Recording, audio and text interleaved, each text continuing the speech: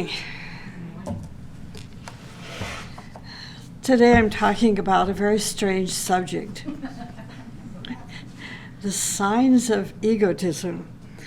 So I've been putting a lot of thought into the whole realm of being an ego, and what does it mean to get rid of it, and why? Spiritual people just laugh, particularly those in the esoteric community, because the 101 of putting your feet on the path of spirituality and the path of perfection tells us that we must get rid of our ego. That, in reality, should be shocking, because society is based on ego.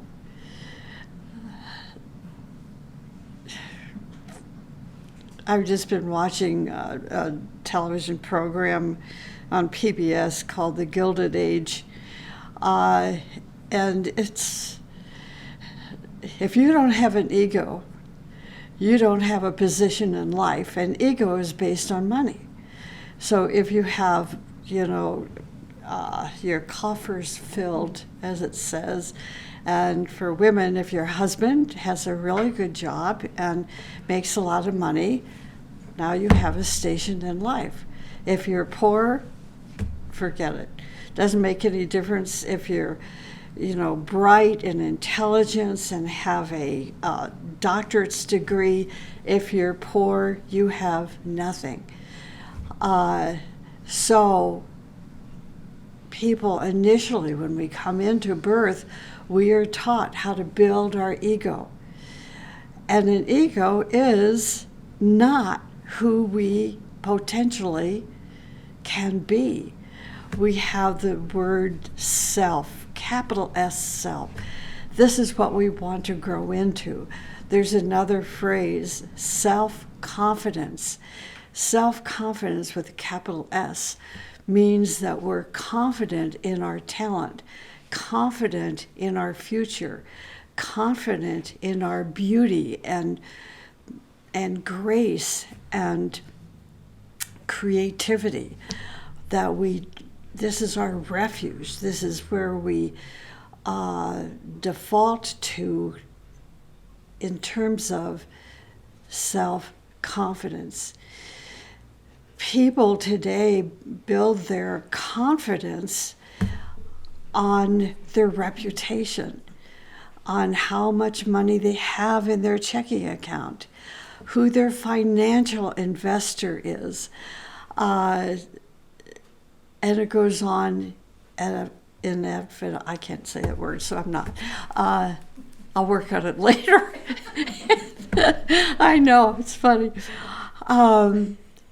So when I found my true teacher and listened to this song that he composed about throwing your ego into the ocean and let it melt away. What?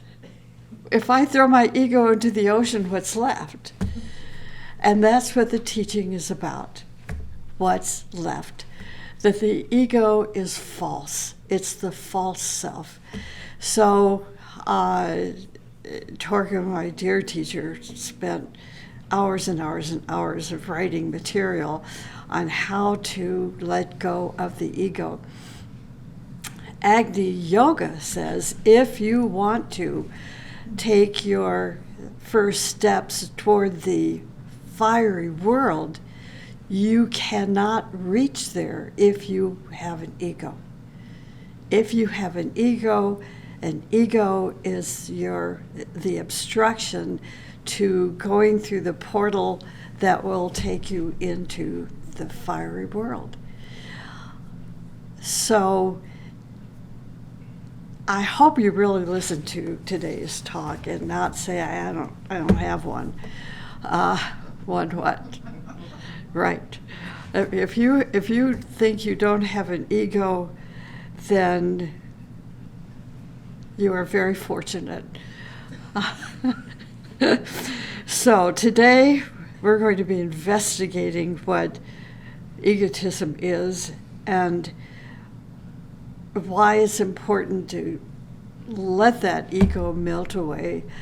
What is the fiery world? Why do we want to position our consciousness in such a way that we can enjoy the experience of being part of the fiery world?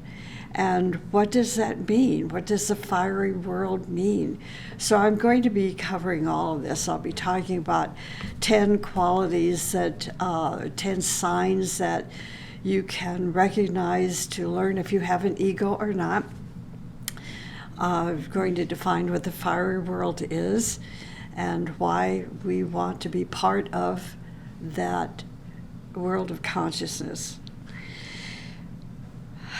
To have a consciousness that is part of the fiery world means that we're working harmoniously with the cosmic magnet. What is the cosmic magnet?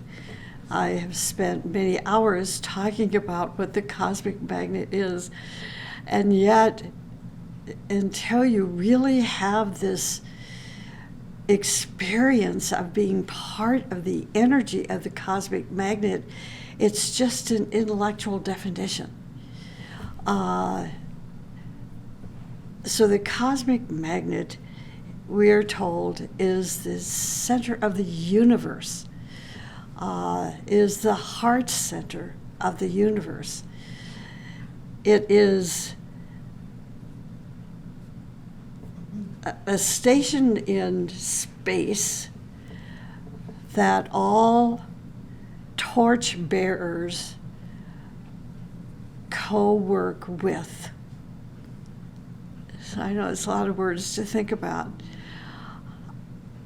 The greater the nature of a person's heart, the greater that person's experience will have been absorbing and assimilating and creating through the cosmic magnet. So the cosmic magnet is a real place. It is in the center of the Milky Way. It is what holds our solar system together. It is an important element to life. The cosmic magnet is. But it's a power station. It's another way to look at the cosmic magnet. It's a power station.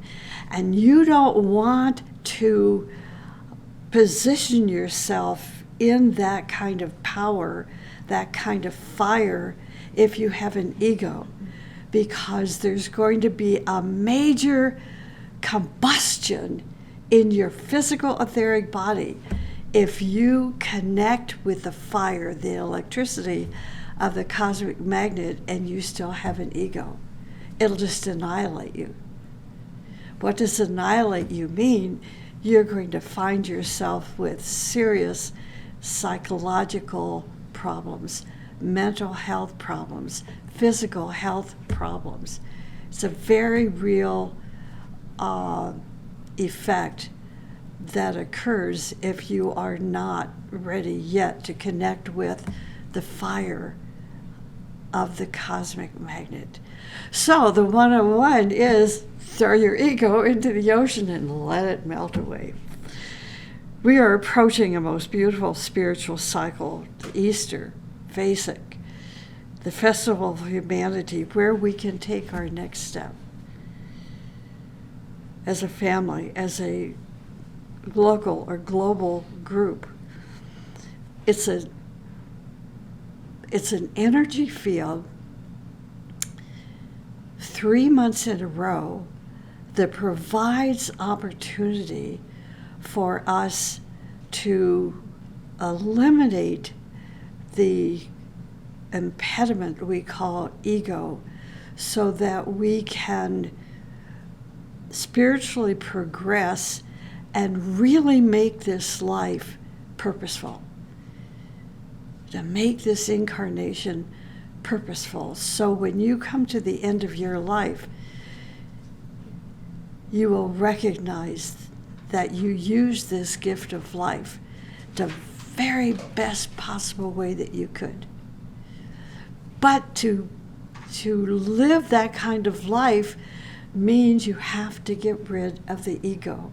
So the way I see it is that for many, many, many, many incarnations, you were in the process of building a sense of who you are, building individuality, which people call ego. Then you reach a point that ego is no longer needed. You're only growing horizontally, puffing up. It's like you building up this mansion of false images, but your mansion is so huge now that you can't afford to clean it any longer because it's too big. Cleaning it means I can't take time in this lifetime to clean and get rid of my ego. So what do? You just build it. You make it bigger and bigger and bigger until you are so depressed, you are so ill, that you have this call, and you finally hear the call, and the call is the purpose of your life. So I really hadn't thought about talking like this as an introduction to the talk this morning, but I'm so tired of, seeing potential in people that have just gone to the wayside because of their ego. And if they could only get rid of the ego and open the door to the potential that they were born with, they'll recognize you don't need an ego anymore because you have a soul. You have the capital S self. You have a potential that is so magnificent and so beautiful and so purposeful that to recognize that the ego is the obstruction to realizing who you can really be. So maybe this talk will have caught your attention, and we can take these next 3 months, this energy of Aries and Taurus and Gemini, or Easter and Vesic and the Festival of Humanity, and really begin to do something with this gift of life that we have been given. The teaching inspires us with wisdom, a wisdom that's going to help us ascend up the ladder of advancement to the fiery worlds. If we have the heart to follow this process and to apply it to our lives. To be in contact with the fiery worlds is to be in contact with the world of Shambhala. So you won't have to read in books anymore about Shambhala. You won't have to wonder if the Rourkes ever reached Shambhala, if they ever entered the valley where the Wesak celebration every year is held, because you'll be part of it. You'll be part of the energy of Shambhala, part of the celebration, this annual celebration during the Buddhic full moon. We can call it the Vesic full moon.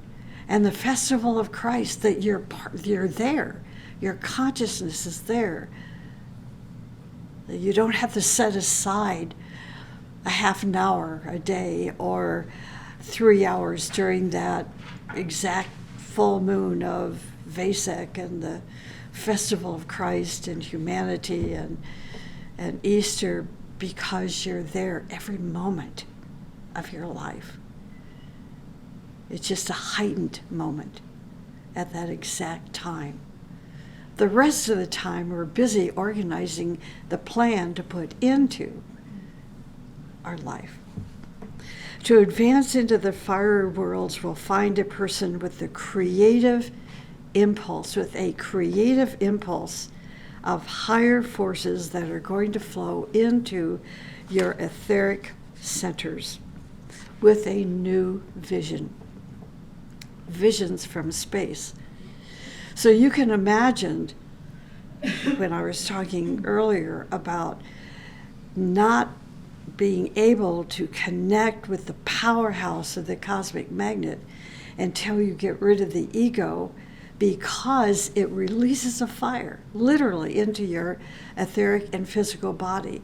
And this fire comes through the centers, gradually, and then it builds and builds and builds upon itself, giving you time to undergo this process of transformation, sublimation, transformation, transfiguration.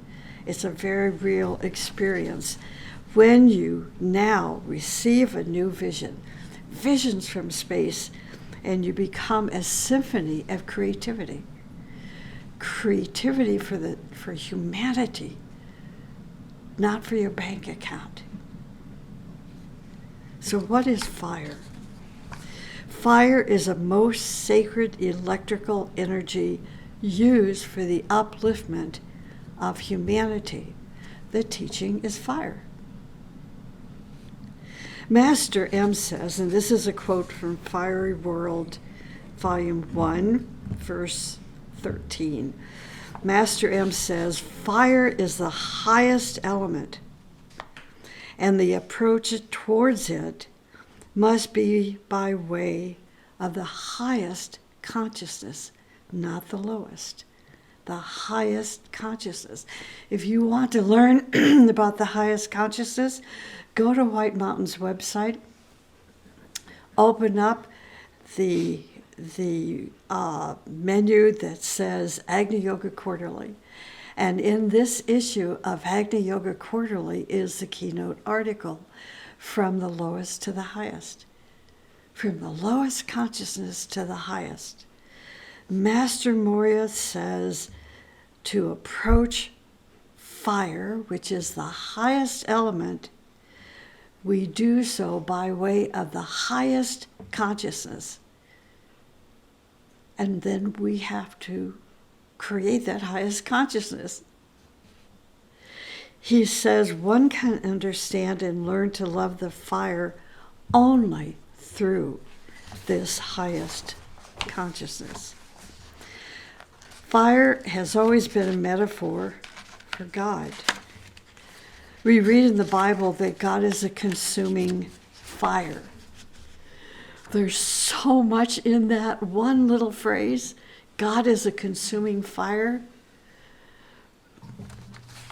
We don't have time to talk about it, but you'll understand more and more and more what this means as you read and study and become an Agni yogi, and what a consuming fire means. It's so real. God addressed Moses in the form of fire. What was that form? The burning bush. Fire is Agni. The fire that Prometheus stole from Zeus is symbolic of the fiery essence that penetrates and permeates all of life. Prometheus had the idea that if he told people about the true nature of this fire and how they could incorporate it into their lives, the effect would speed up their spiritual evolution, and they would act like a beacon to discover, this fire would act like a beacon to discover their own fire, their own spirituality, and turn their energies toward altruism, toward peace, toward working together in unity for the good of all humanity. So if we can see these missiles and guns all based on fire that are killing people in the Ukraine, that's the lowest aspect of fire. It's destructive. So if the lowest aspect of fire can destroy lives, imagine what the highest element of fire can be in a creative sense, and bring life and love and beauty and freedom to humanity. Just imagine, for the good of all humanity. Thus, the myth of Prometheus is first telling us that he steals cosmic fire from Zeus in order to enlighten the people on earth, as to the sacred truths of the real foundations of existence, that this powerful fire is in everything, especially in human beings, and that this essence can be called forth by anyone at any time and can easily be produced by one's altruistic actions. Thus, Prometheus, to better serve humanity, leaves the realm of the gods and brings this sacred cosmic fire to earth, thinking that he is doing a good thing to help people hasten faster toward their enlightenment. This is Prometheus's form of service, his service to the general good of humanity. So we can all be a Prometheus, right? If we have the ability to do so. The fiery world is one of the highest levels of the worlds of spheres in the chain of our planet. The fiery world is a higher sphere than the subtle world. The subtle world reflects activities occurring on our planet, or what's known as the earthly strata. But the fiery world is something different. There are strata that safeguard the evolutionary growth of the earthly spheres, and that safeguard is the fiery worlds. The fiery worlds is where Shambhala is, where our Father's home is, where the cosmic magnet is, where hierarchy and the lords of Shambhala live. It is a strata of the fiery worlds that indicates all the currents of evolution. The treasury of the records of space is held in the fiery worlds and can be understood as a cosmic laboratory. This is the fiery world. This is where we want to go to exist in consciousness. In Agni Yoga, great emphasis is laid upon fire. Sometimes Agni is called fire in the heart. We are told that the origin of all manifestation is fire. Agni Yoga writings say the symbol of fire has passed through all teachings for application to life. Living fire is spiritual fire. Living fire is spiritual fire. Spirit is fire. It creates, it also destroys. The fire of spirit is electric fire. To progress, to evolve, we must penetrate into a higher sphere of fire. The path leading to the fiery world is open only through increasing our spiritual fire. But we must first prepare ourselves.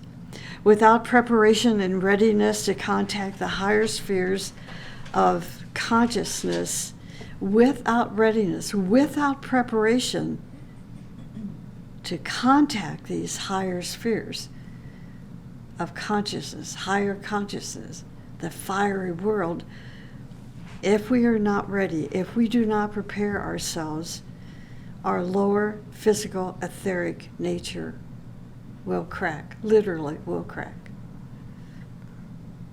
This fire increases as a result of our purity, our dedication, our selflessness, and sacrifice for humanity. We must create a right relationship with the fires, with the lower and the higher fires. For our physical, emotional, and mental health depends on it. One of the major hindrances to building a relationship with the higher fires is what? Egoism, exactly. Master M states the ascent of man depends upon his attraction to these higher spheres. None of us would be here. None of us would be on the webinar this morning, on our broadcast, if we didn't believe in this, if we hadn't already had contact, if we didn't want more contact and learn how to be prepared, how to ready ourselves. Even those listening to our YouTube videos, there's something in us that knows there is a greater purpose to life than what we are experiencing as an ordinary human being. So Master M, again repeating this, says the ascent of man depends on his attraction to these higher spheres. Our ascent to the fiery world is dependent upon purification, especially purification of egoism. Once the disease, we are told, once this disease of egoism is healed, then servers for the common good will be on the rise. If you want to serve the common good, you must find a way to eradicate this disease from your own nature. Egoism is not isolated to a certain class of people. It is widespread throughout the world. It is becoming more available and obvious to us through the media, through television, through social media, through telemetry. We can't miss it.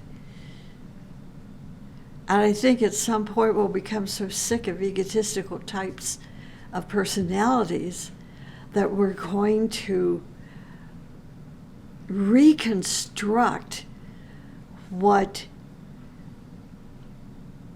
a powerful individual is made of, not of ego, but of soul, of potential, of creativity, of beauty, and that will be power.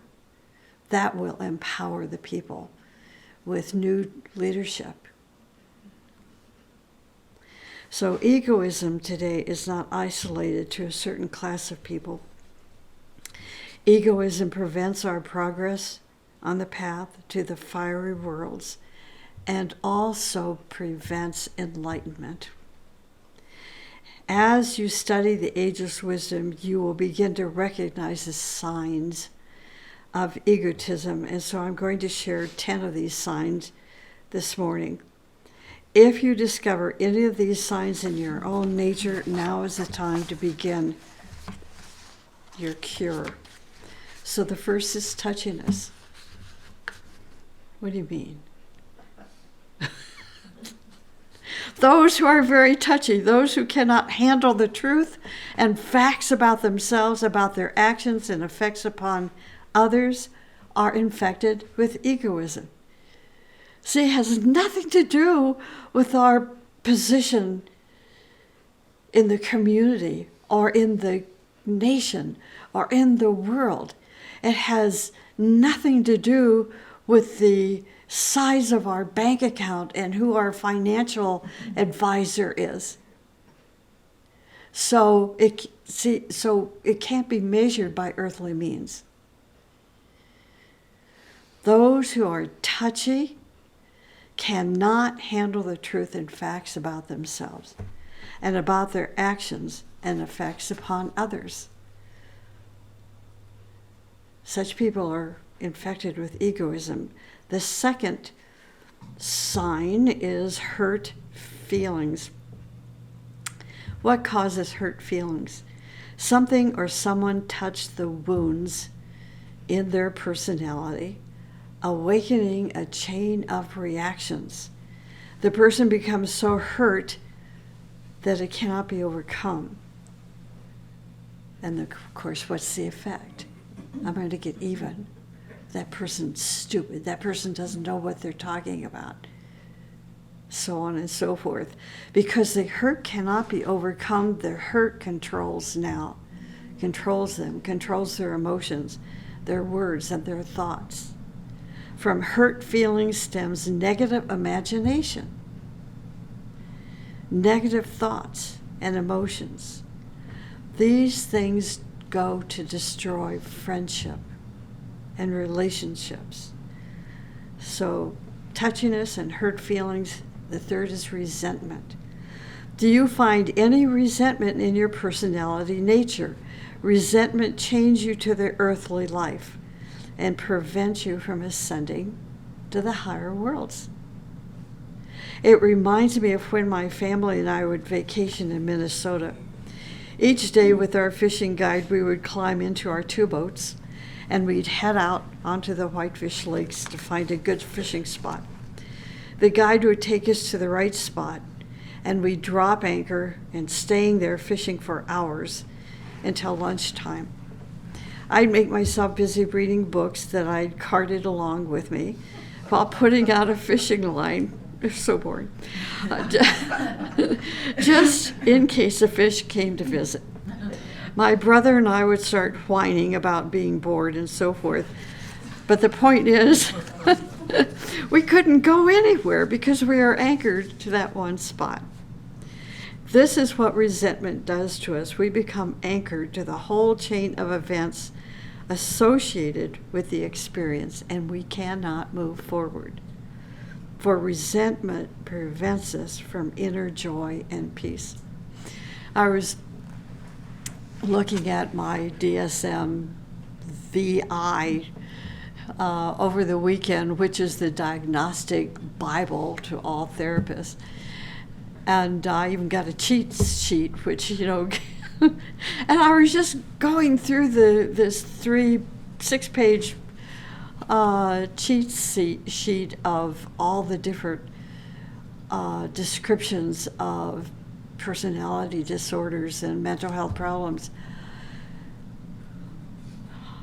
It's horrifying of what we do to ourselves to prevent our beauty from blossoming. And we become so emotionally and mentally ill that our entire life is devoted to healing, as opposed to blooming and blossoming and living this gift that we call life. It's horrifying. This ego that prevents us from inner joy and peace. So, touchiness, hurt feelings, resentment. The next one is stubbornness. Are you a stubborn person? Stubborn or stuck in your way of thinking and believing, stuck in your religions or traditions, your expectations and prejudices. A stubborn person is an immovable person. You can give that person the wisest advice, the highest wisdom, but that one will remain stuck in their stubbornness. A stubborn person tries to control others and creates pressures on others to satisfy the hunger of their stubbornness. They are relentless in their rightness. Stubbornness is an aspect of the disease of egoism. The fifth is arrogance. Arrogance is an out-of-control sickness in today's society. MM says, I deplore it when a self-asserting disciple acts in arrogance. He says, we consider arrogance toward one's guru or teacher as the limit of conceit. Imagine that. This is the master saying this. I deplore it when a self-asserting asserting disciple acts in arrogance. In the book verse 2:11, it reads, "Each one who wishes to enlist in a great service must free himself from arrogance." Master M also says, there are people who refuse to understand what arrogance is. Let us help them understand by saying this: do not belittle, and rid yourselves of the disgusting worm of disparagement. Do not belittle others, and get rid of disparagement. He who belittles, the Master says, is almost the equal of a traitor. In the presence of such vipers, there can be no talk of communion with the higher world. To reduce something to worthlessness is an unworthy transformation. He who dwells in the negligible will find himself on the path to nothingness. When I'm reading through those hundreds of pages on this diagnostic book to psychological, emotional, mental disorders, this is the path to nothingness. He who dwells on the negligible will find himself on the path to nothingness. The higher communion is impossible, he says, with thoughts about the insignificant. It is possible to converse in the simplest expressions, but their meaning need not be insignificant. Whoever is preoccupied with representing his neighbor as a non-entity is measured by his own insignificant standard. So that's arrogance. So we have touchiness, hurt feelings, resentment, stubbornness, arrogance, and now depression. Egoism creates depression. This is what led me to go back to my book on the diagnostic DSM-I, whatever, it's got DSM-VVI and all the cheat sheets. And this book is so thick now that they send you an index, tabs, so that you can put these tabs, because it's so hard to get through it. Every year, every few years, they add more and more mental health problems to that book. So how is the book helping? How are these diagnoses helping? How is the treatment helping if they're continuing to add more and more, diseases to this book? Depression. Egoism creates depression. It turns on itself and causes depression. So we need to be observing these things, for example, in your social activities or relationships in your family or in the group life. People will oftentimes be found needing their ego fed. But if you feed it too much, they ask for more and more until they are so puffed up, and then they try to control you. The earthly teacher will give them a little food to feed the ego, to let the student understand that they are becoming a victim of their egoism. If the student is sensitive to the giving hand of the teacher, then he's going to starve himself. Depression is self-identification. Egoism is self-identification. If you believe the world revolves around you, you are enslaved in the disease of egoism. This is the most difficult disease to eradicate. Number 7, violence.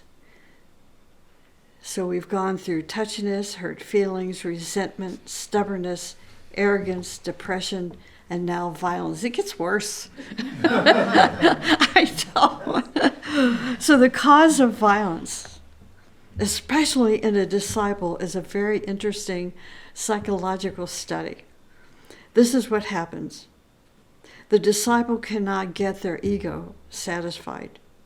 Their desire for self-importance and personal recognition is not being fed. So they become intense, are overly assertive to draw attention to themselves, sometimes physically, but typically in their speech. They become forceful. The person unconsciously or consciously believes that they are gaining ground. Their ego is being nourished. When they speak forcefully or assertively to others, they learn that people seem to listen to them and usually obey them. Those who do not follow the person's wishes and commands may take their determination a step further and become cruel. And if you do not think that this is what Putin is doing, then you are blind. Violence is egoism.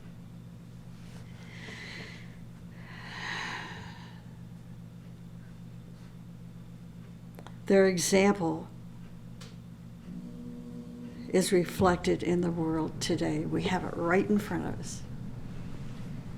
I looked at, this is kind of, I'm going to run over this morning just a little bit, letting you guys know. Anderson Cooper, I don't know if you've been watching much of CNN. I try not to watch a whole lot. I've been watching more Democracy Now! With Amy Goodman, but this is a story that is just gut-wrenching, so much so it brought my son to tears, and that's not easy to do. So Anderson Cooper a few days ago was interviewing this really beautiful woman, young woman, and her 18-month-old daughter. And Anderson, having just, now has his own little baby, who thinks it's, the best baby in the entire world and the most beautiful baby in the entire world. And he told this mom, he said, my baby is beautiful and perfect, but your baby is more beautiful than mine. So that gives you a sense of how involved that Anderson was, with this mom and her baby. The baby was killed 2 days later. And they were showing the interview of Anderson, with the mom. The mother survived, but the baby was killed. And he couldn't talk. Egoism. This is the extreme and how it is reflected in the world today.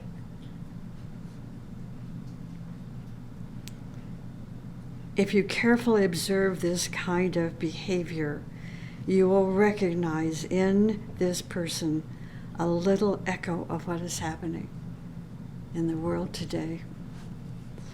Aggressiveness, of course, walks hand in hand with destructiveness and violence. They are all related together. Self-importance is the next, and jealousy is the 10th one. In letters of Elena Rourke about jealousy, she wrote to her students saying, "Yet so often the co-workers allow a cruel sense of jealousy to develop, which wrecks so many beautiful undertakings. It was so sad to observe," she said, "how excellent abilities could not receive proper development due to a dynamic stubbornness, touchiness, or jealousy, which was inevitably followed by suspiciousness." She says such a heart is locked within itself in total loneliness, and not receiving any nurture withers. Okay, I'm going to jump through some of this. So let me enter this story. Some paths teach the fundamentals needed for beginning any authentic spiritual venture: integrity, compassion, and beauty, plus mindfulness. But we ourselves must discover how to bring these qualities into blossom. integrity, compassion, beauty, and mindfulness. The map is not the journey. There was a Hasidic rabbi named Zusha who told his students, when I die, God will not ask me, was I like Moses? Or was I like Joshua in my life? Joshua, I had to look that up. I didn't know what Joshua was. Joshua functioned as Moses' assistant. Did you know? I didn't know that. Not surprising. Anyway, Zusha says, he will ask me, God will ask me, was I Zusha? To see with clarity and to respect what is here now in our lives, to fulfill and offer our inner gifts. This is our spiritual path. To let our lives be a profound expression of heartfelt values, to know what awakens us and to nurture it. This is our way. The way opposite to egotism and self-centeredness. So that's just the 101 of egoism. But we can look in the world today and certainly see, how dangerous this worm of egoism is.